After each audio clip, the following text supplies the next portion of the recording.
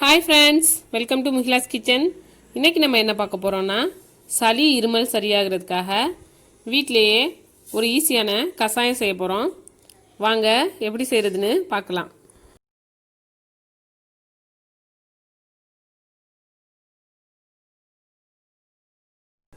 First நம்ம துளசி பறித்து எடுத்துக்கலாம்.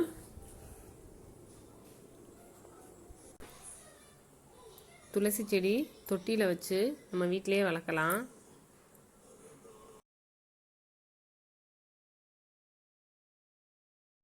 இது வெத்தலை கொடி எங்கள் வீட்டில் வளர்க்குறோம்.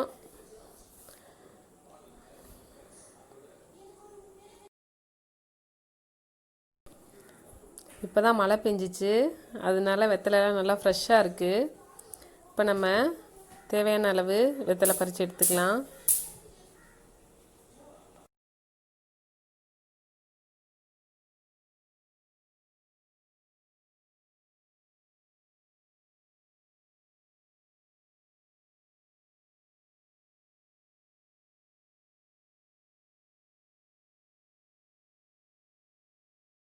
கஷாயம் செய்கிறதுக்கு என்னென்ன பொருட்கள் தேவைன்னு எடுத்து வச்சுருக்கேன். வாங்க என்னென்னு பார்க்கலாம்.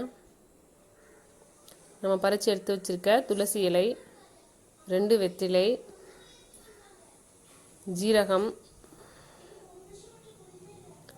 மிளகு, சித்தரத்தை பொடி. வாங்க எப்படி செய்கிறதுன்னு பார்க்கலாம். இப்போ நான் 2 கிளாஸ் அளவுக்கு தண்ணி எடுத்திருக்கேன். இப்போ நம்ம எடுத்து வச்சுருக்க மிளகு சேர்த்துக்கலாம். பெரியவங்க மட்டும் சாப்பிட்றாந்தா மிளகை இடிச்சிட்டு சேர்த்துக்கலாம். நான் குழந்தைங்களுக்கு கொடுக்குறதுனால அப்படியே சேர்த்துருக்கேன். இப்போ நம்ம எடுத்து வச்சுருக்க ஜீரகம் சேர்த்துடலாம். இப்போ துளசி சேர்த்துடலாம்.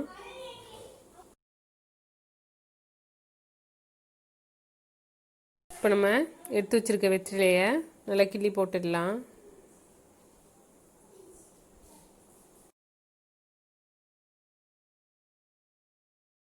இப்போ நல்லா மிக்ஸ் பண்ணி விட்டுடலாம்.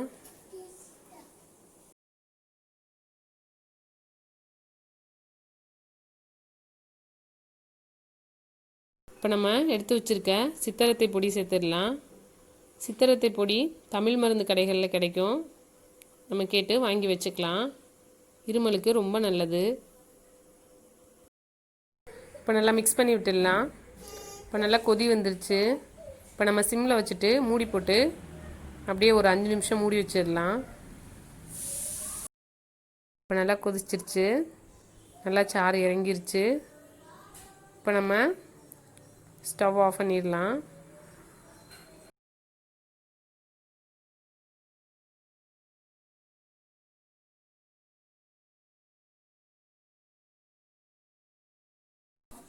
இப்போ கஷாயம் ரெடி ஆகிடுச்சு.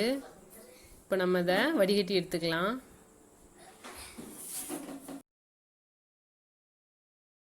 சளி இருமல் இருக்கிறப்ப இந்த கஷாயம் நம்ம போட்டு குடிச்சிக்கலாம்.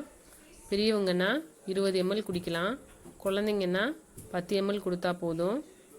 நல்லா ஸ்ட்ராங்காக இருக்கனால கொஞ்சம் நம்ம டேஸ்ட் தேவைன்னா தேன் இல்லை பனங்கல்கண்டு சேர்த்துக்கலாம். நான் இன்றைக்கி பனங்கல்கண்டு சேர்த்துருக்கேன். சளி இருமல் இருந்துச்சுன்னா இந்த மாதிரி ஒரு நாளைக்கு 2 டைம்ஸ் போட்டு குடிச்சு பாருங்கள். தேங்க்யூ.